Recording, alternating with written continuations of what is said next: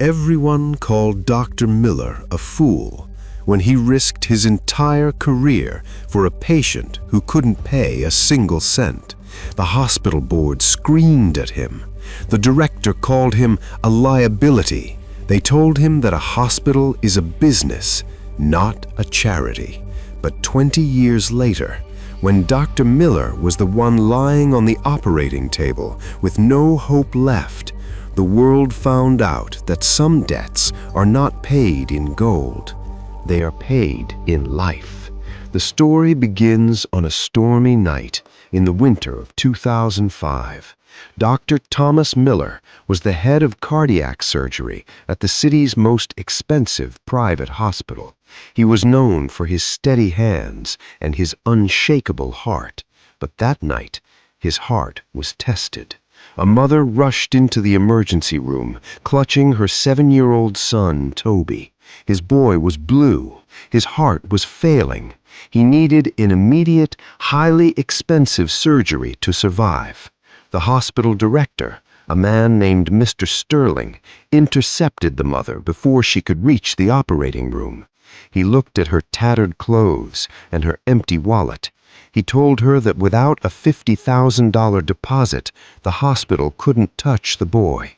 The mother fell to her knees, begging, offering her wedding ring, her watch, anything. But Sterling was cold. He ordered the security to escort her out.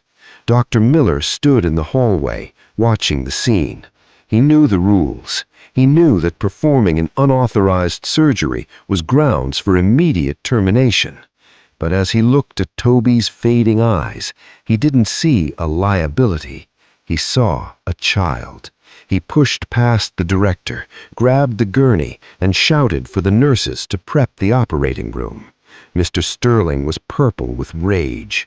He shouted that if Miller touched that boy, he would never practice medicine again. Miller didn't even look back. He simply said, "I took an oath to save lives, not bank accounts." The surgery lasted 6 hours. It was a miracle of science and soul. While the hospital board sat in an emergency meeting to fire him, Miller was stitching a tiny heart back together. When he finally stepped out of the theater, exhausted and covered in blood, he found his termination papers waiting for him on the door. As he packed his stethoscope, the mother found him. She tried to thank him, but she had no words. Miller handed her a small piece of paper. It wasn't a bill. It was a note that read, "Paid in full with a glass of milk." He told the mother to take her son and go. He drove away that night, a disgraced doctor with an empty bank account, but a clear conscience. 20 years passed. Without his high-paying job, Miller struggled.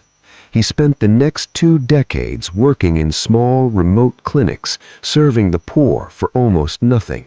He lived in a tiny apartment, his hands now shaky with age, his own heart beginning to fail him. By the year 2025, Miller was 75 years old. He needed the very surgery he had performed on Toby years ago, but the cost was now astronomical, $500,000. Miller was now the patient on the other side of the desk. He sat in the same hospital where he once worked, looking at a young administrator who told him the same thing: no money, no surgery. Miller was moved to a crowded ward for the destitute. He lay there, listening to the steady beep of a heart monitor, knowing that his time was running out. He had no family, no money, and no hope. He closed his eyes, accepting that his life of service would end in a lonely, gray hospital bed. But the next morning, the ward was thrown into chaos.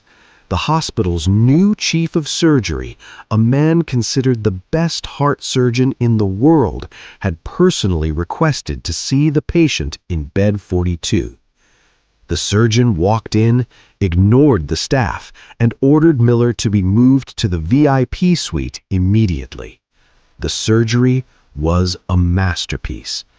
When Miller finally woke in a luxurious private room, he found a small envelope on his bedside table. With trembling fingers, he opened it. Inside was a check for $1 million. But it wasn't the money that made Miller cry. It was the note attached to it. It was the same piece of paper he had given to a crying mother 20 years ago. It still had the words, "Paid in full, with a glass of milk." Underneath, in new ink, were the words, "I never forgot. You didn't just save my heart, Dr. Miller. You gave me a reason to use it. Love, Toby." Toby had bought the very hospital that had once tried to kick him out. Miller thought he had lost his career that night in 2005.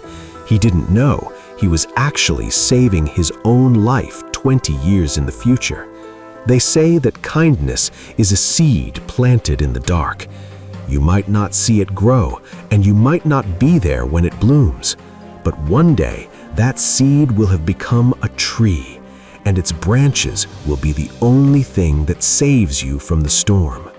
If this story reminded you that no good deed is ever truly forgotten, type "miracle" in the comments and share this video to keep the hope alive.